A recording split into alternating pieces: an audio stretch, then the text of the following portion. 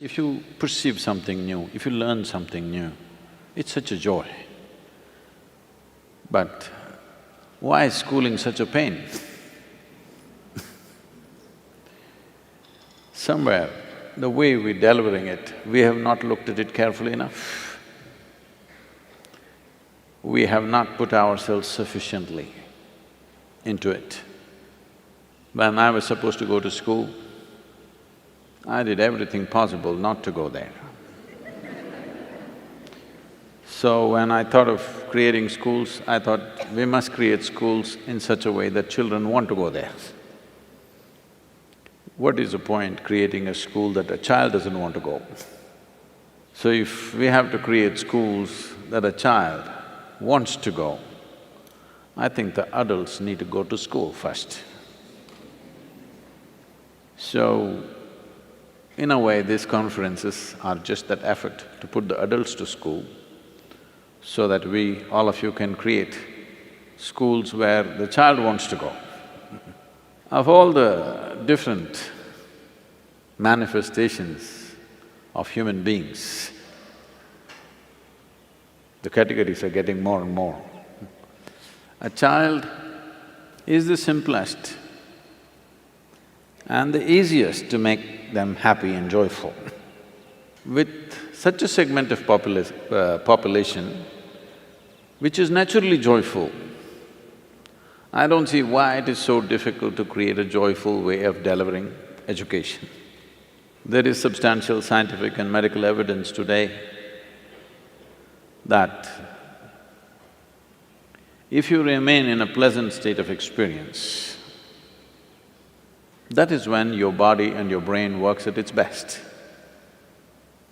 Some studies are trying to establish that if you remain just one day, 24-hour segment in your entire life,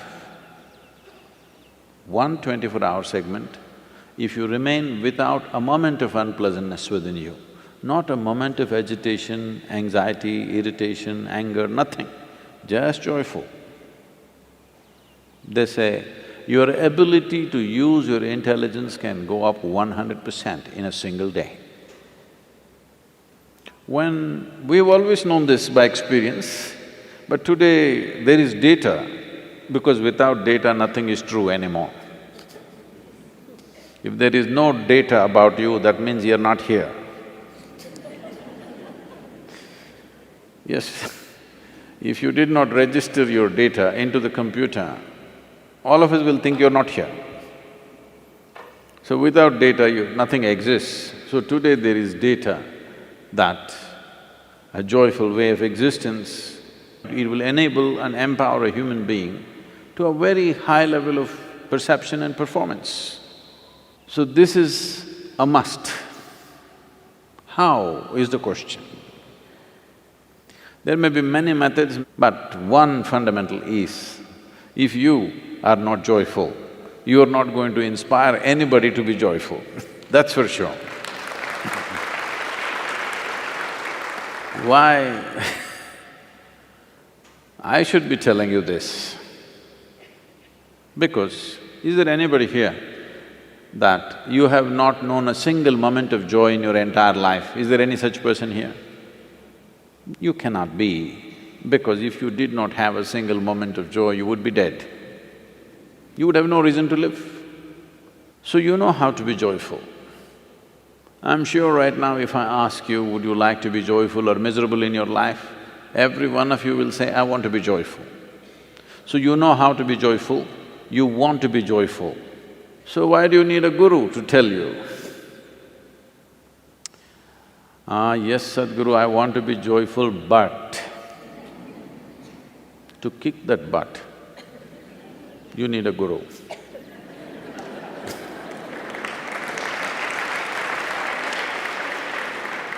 Yes, I want to be joyful, but you know what he did.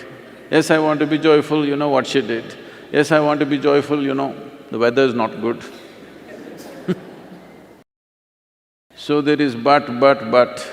If we just kick this one but out of our life, creating a joyful education will be a natural consequence. If we are joyful, whatever we do, whatever we create, we will make it that way, isn't it?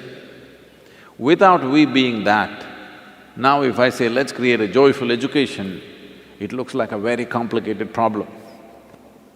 If you're joyful, is it not natural that you will cook joyfully, you will serve joyfully, you will talk to people joyfully, you will do everything joyfully? Is it not natural consequence?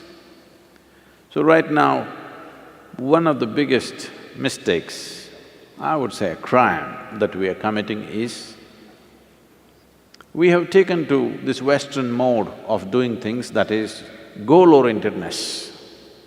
That is, we want mangoes, but we are not interested in the tree. Soil is not even our concern. We've gotten into this mindset. Goal is the thing, we want this big mango, you have this one, we want this big mango. But we are not so much interested in the tree. Soil is not even in our perspective. In yoga we say,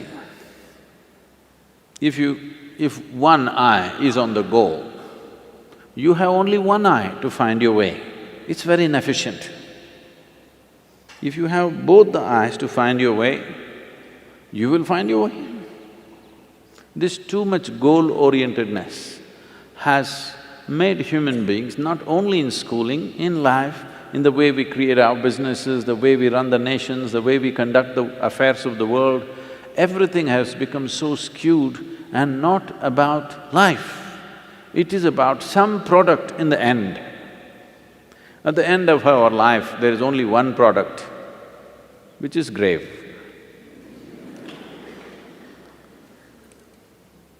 Either we are investing too much in the graveyards of the past, or futuristic.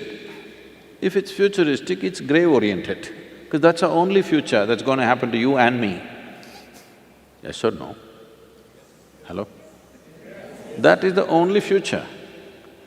So the thing is, whether it is schooling or business or anything that we are doing is about how we conduct it now. What will come out of it? Whatever comes out of it. Are we doing it in the most beautiful way possible? If this one thing is embedded in us, methods, various tools, all these things will come from experts. There are many experts. There are a whole lot of people who invested their life thinking through these things. We can use that. But to use these methods in a way that it works, we need people who are first of all joyful, who know how to make their life beautiful. If you do not know how to make your life beautiful, this aspiration of making everybody's life beautiful is not going to work. So, many of you who are as teachers, as educators, as experts in the field, variety of expertise that is here, the evolution of the teacher is the most important thing, everything else is secondary. Who delivers this is the most important thing. It's not… we have not invested enough in that. Evolution of the teacher does not mean just more and more tricks about education. As a human being, if the teacher blossoms, becomes a joyful, loving, compassionate human being, above all conscious human being, everybody has to strive for this, otherwise this will not happen. This is not something that will happen because you got a PhD. This is something that you have to work upon yourself. If this process is brought into the teachers, you must see the tradition of this country is this. Usually parents gave away their children to a teacher, an acharya or a guru, took the children totally in his fold because people saw him as an evolved human being, not just a knowledgeable human being, an evolved human being. So they saw that if we leave our children in his hands, in his or her hands, naturally our children will blossom. So this has to come. This may look like, oh, is this possible to train all the teachers? Why not, I'm asking. For the first time, for the very first time in the history of humanity, We have capabilities that no other generation could ever dream of, isn't it? For the first time, we can speak to the entire world. It is time we make truth mainstream. If truth becomes mainstream, truth means what really works. If I sit here, what will leave me in the highest state of experience is the truth of my existence, isn't it? If every human being knows what is the truth of their existence, that you can sit here in the best possible way a human being can be right now, you don't have to worry about tricks of education. In those hands, every little tool will become a powerful process. In this effort to make educators, teachers and others who are involved in children's education in this country or anywhere else,